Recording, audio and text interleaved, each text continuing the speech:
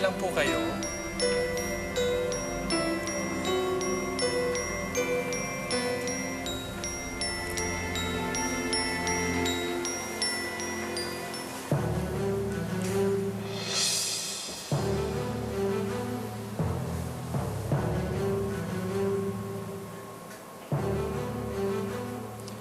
Pasensya na po kung nabigla ko kayo. Matagal ko nang alam. Pero paano niyo po nalaman?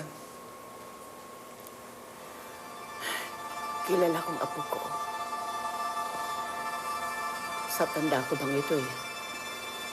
May tatawa ba kayong lihim sa akin? Eh, bakit hindi niyo po sinabi? Naisip ko kasi, nakusan sa sabihin ni Teng sa akin kapag handa na siya. Kamusta na po siya?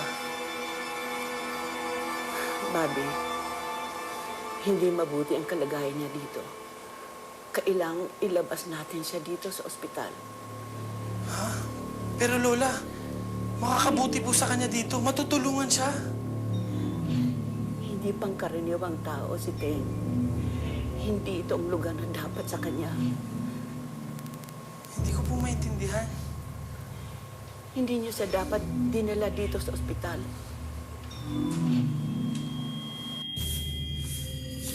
Melay, hinang-hina siya, Ting. Ano na nung pinagawa mo kay Teng?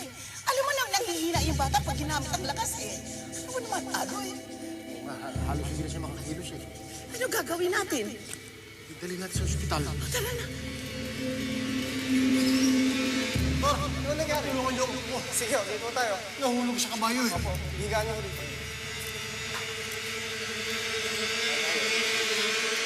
Ikaw, ano masakit sa'yo? Ito, masakit ba? Mukhang kailangan po natin siya yung x-ray.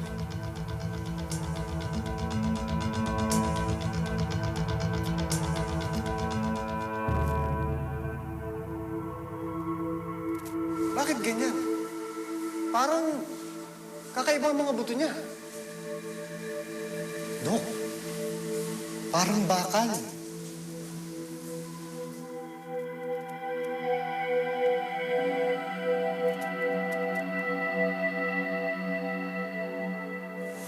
Ano ang nakita niyo, Doktor? Nabalian ba siya? Gusto nga po sana namin kayong kausapin tungkol dyan.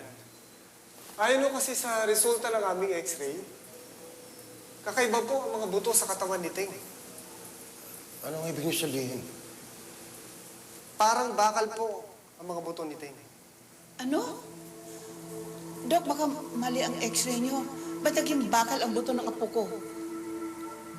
Yun nga po sana gusto namin malaman. Kaya kung papayag po kayo, nais po namin magsagawa pa ng iba pang pagsusuri. Hindi pwede.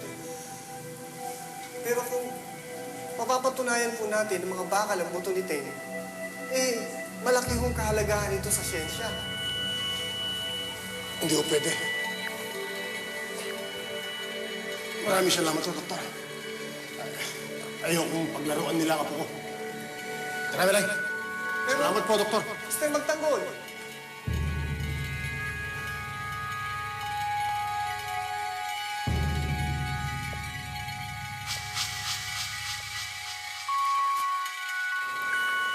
Pagmula noon, hindi na namin binalik si Teng sa ospital. Awa naman ng Diyos. Hindi siya nagkaroon ng sakit.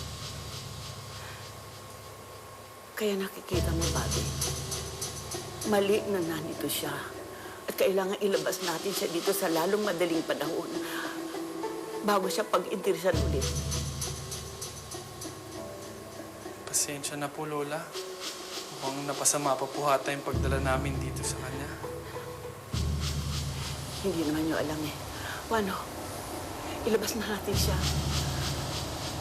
Sandali lang po. May kukunin lang po ako.